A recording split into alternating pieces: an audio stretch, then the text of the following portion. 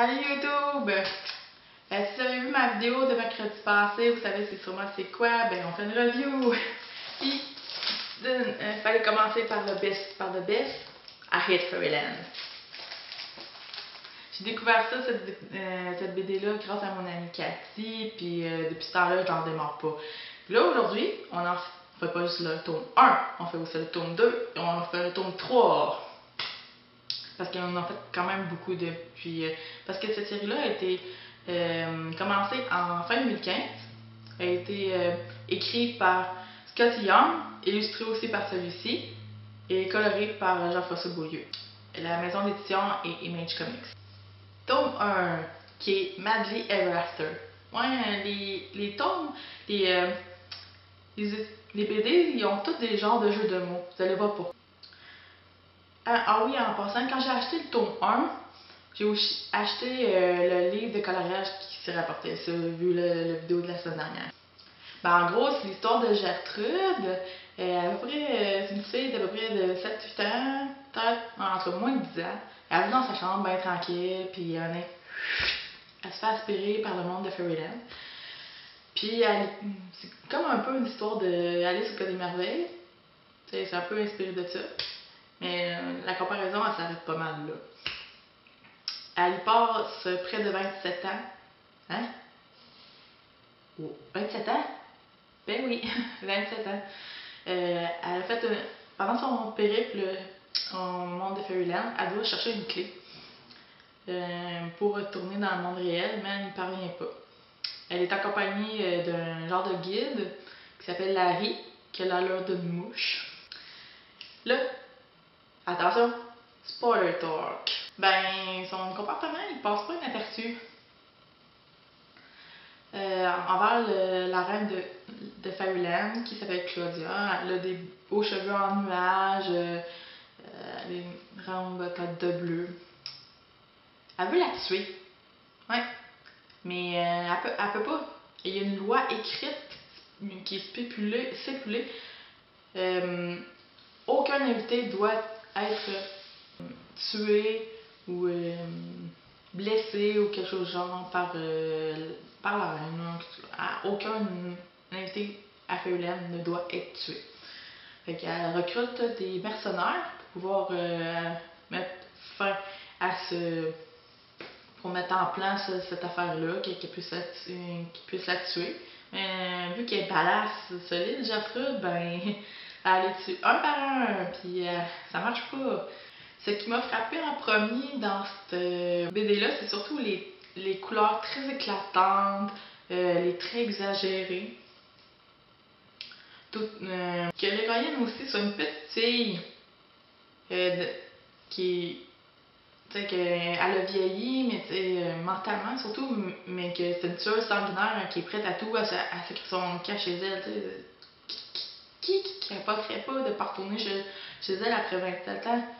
Tu sais, oui, t'as fait le tour là, de cette fille-là, tu veux sacrer ton camp, c'est pas dur ça. Et aussi, il n'y a aucun sacre dans cette BD-là.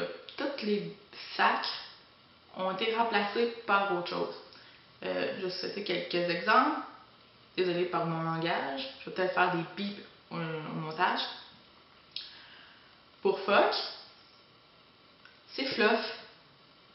Pour slip ou flip, c'est. Non, je me suis trompée. Pour shit, c'est flip ou slip. Pour motherfucker, c'est muffin fluffer. À peu près pas ce genre-là. C'est très gore à des bouts. C'est un vrai massacre, là. C'est. Tellement que c'est une tueuse sanguinaire, là. Il ménage pas dans le beurre, pis c'est vraiment. On voit tout, là. On voit les organes qui sortent, puis les blessures, vraiment très exagérées, là, on voit tout. Puis, une de mes scènes préférées, c'est surtout quand elle est inconsciente, puis la vie continue autour d'elle. T'sais, on voit Larry continuer sa vie, il se construit une maison, il y a une femme, des enfants, puis ensuite Puis là maintenant on voit jusqu'à temps que Gertrude se réveille, on voit la véritable antagoniste qui arrive. Une autre fille humaine. Puis si l'autre fille humaine pogne la clé, ben c'est bien de valeur. Gertrude reste citoyenne à part entière de Fairyland. Fait que la reine Claudia peut faire tout ce qu'elle veut. Même la tuer. Bye bye Gertrude! Tome 2. Il s'agit de Fluff My Life. Ouais. Fluff My Life, ouais. Ça peut quasiment résumer ma vie de la semaine passée, quand j'ai eu mon petit accident. Ah, ça, c'est réglé. Ben, Gertrude est devenue citoyenne à part entière de Fairyland. Puis, elle est devenue reine. Ben oui, elle est devenue reine. Ben oui, elle a tué la reine Claudia et est devenue reine de Fairyland. C'est stipulé dans la loi s'il y a plus de si elle a tué la reine, c'est elle qui devient la reine automatiquement. Elle essaie tant bien que mal de remplir son rôle. Cependant, ben comme tout humain qui se respecte, ben on fait des gaffes là. Ça me rappelle pas mal moi, ça. Je fais des gaffes. Surtout dans des rôles importants, mais ça m'empêche pas de faire des gaffes. Puis à un moment donné, qu'elle fait des gaffes, elle se fait des ennemis, puis tu sais, elle veut bien faire, mais ça marche pas.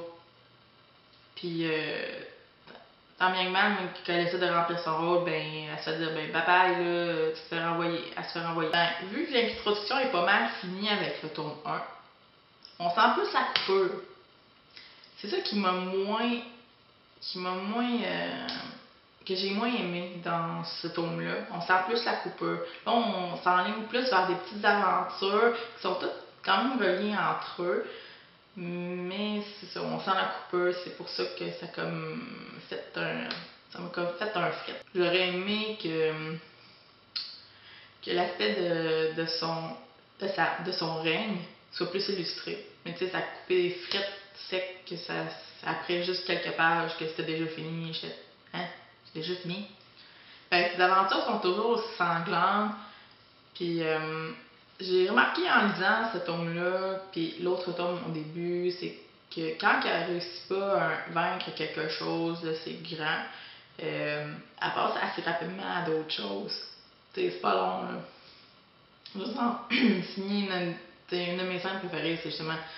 C'est un spoiler, en fait. Une de mes scènes préférées, c'est surtout quand elle est dans l'arcade. Ça revient à l'exemple que j'ai dit tout à l'heure, qu'elle passe tout de suite à autre chose. C'est qu'elle bat tous les vilains de cette arcade-là. Puis, vu qu'elle risque. Puis, elle était tellement sûre d'elle de vaincre le Big Boss. Mais quand elle a vu le Big Boss, elle pensait que. Voyons, c'est quoi, c'est une joke, là? Mais après ça, elle était tellement sûre d'elle qu'elle s'est fait jouer à son propre. Elle s'est fait prendre à son propre jeu, puis elle s'est fait battre, là, quasiment à mort, là. Puis là, elle a perdu. Fait que. Mais ça a comme. Ah, ok. Elle est partie. Ça a comme passé free, là. Regarde, c'est pas grave. J'ai perdu. On passe à autre chose? Tome 3. Good Girl. Dans le début, dans celui-ci, on la retrouve dans une convention. Ben ouais, dans ce monde-là, il peut y avoir des conventions comme nous autres ici, hein, c'est cool. Puis elle voulait rencontrer une genre de. Son idole, qui est une genre de. Un style de viking, une fille viking, assez badass, mercenaire. Là.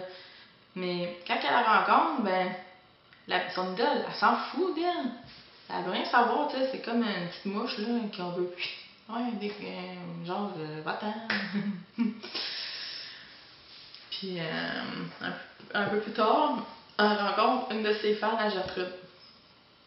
Gertrude rencontre une de ses fans, puis elle connaît toutes ses histoires, puis elle est même habillée comme elle. Elle veut être son apprentie. Elle veut l'accompagner dans ses aventures, tout ça. Puis, à un moment donné, Gertrude se rend compte que c'est pour ça qu'elle rentre pas chez elle. C'est parce qu'elle est pas bonne, elle est pas fine. C'est parce qu'en la voyant, cette personne-là, sa femme, agir comme elle s'en est rendue compte que tellement qu'elle est ennuyante, qu'elle est gossante. Sérieux, là, elle se rend compte qu'elle peut pas rentrer chez elle juste en agissant comme ça. Fait qu'elle se met en route pour une quête pour de redevenir bonne. Mais c'est ça, sa quête de revenir bonne, c'est quand même compliqué et c'est dur. Ce que j'ai aimé, c'est surtout le fait que. Deux choses que j'ai aimées. Je dis un peu des spoilers, un peu. Mais regarde, si vous voulez pas voir un spoiler, coupez cette vidéo-là tout de suite. Ce que j'ai aimé, c'est les clins d'œil par rapport à Labyrinthe. Au film Labyrinthe, ouais. C'était vraiment drôle. On voit un des personnages qui. Tu sais, la personnalité qu'il a. On pense à Jared. C'est immanquable. Puis on s'intéresse aussi à Larry un peu plus. On le connaît pas, là, on n'a jamais vu son historique. Fait qu'on s'intéresse plus à lui. On est moins en phase avec Gertrude, mais on prend plus phase pendant une bonne partie de Larry. On commence à le connaître, puis juste avant qu'il commence à connaître Gertrude ou qu'il commence à côtoyer Gertrude. Justement, je l'ai vraiment trouvé meilleur, justement, parce qu'on a essayé certains clins d'œil, les clins d'œil que j'ai dit au début, et la partie qu'on s'intéresse à Larry. Puis aussi le fait que quand elle redevient bonne, ce qui m'a fait drôle, c'est que j'ai tout de suite pensé au pub là, de Yuzu Sushi qu'on voit ces temps-ci, les affaires de gros yeux, là, c'est débile. Tellement qu'ils sont pétillants, ils sont excités. Là. Ah! En voyant la fin, j'ai tellement capoté, j'ai déjà tellement hâte au prochain tome. Mais sûrement ça va pas être avant l'automne prochain, j'imagine. Je vais être patiente, c'est pas grave. Au pire, j'en ai plein à lire. J'en ai plein.